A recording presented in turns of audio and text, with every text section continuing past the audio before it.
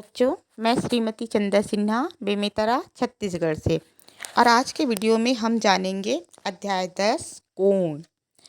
सबसे पहले हम जानते हैं बिंदु। बच्चों, पेन या पेंसिल की नोक से जो चिन्ह अंकित होता है ना, जो पेन और पेंसिल होता है उससे अगर हम किसी कागज पर जो चिन्ह बनाते हैं वो कहलाता है बिंदु। उसी प्रकार रेखा, रेखा किसे कहेंगे? रेखा किसी निश्चित बिंदु से प्रारंभ होती है और दोनों सिरों से बढ़ती जाती है।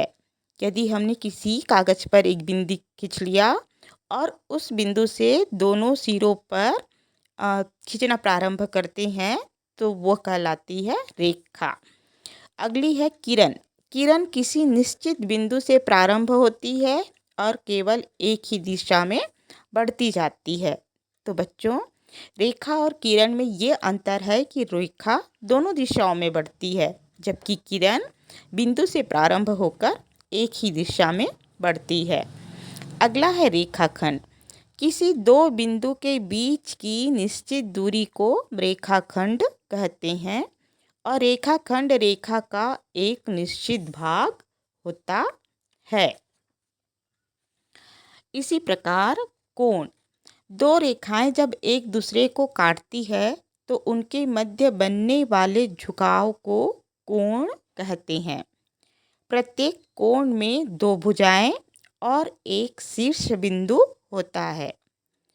कोण को कोण के चिन्ह से दर्शाते हैं और कोण को चांदी की सहायता से मापते हैं। इसी प्रकार कोण के 3 प्रकार होते हैं। पहला है न्यून कोण, जो कोण 90 अंश से कम माप के होते हैं उन्हें न्यून कोण कहते हैं।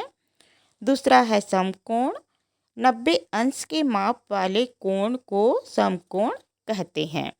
और बच्चों, तीसरा है अधिक कोण, 90 अंश से अधिक एवं 180 अंश से कम माप वाले कोण को अधिक कोण कहते हैं।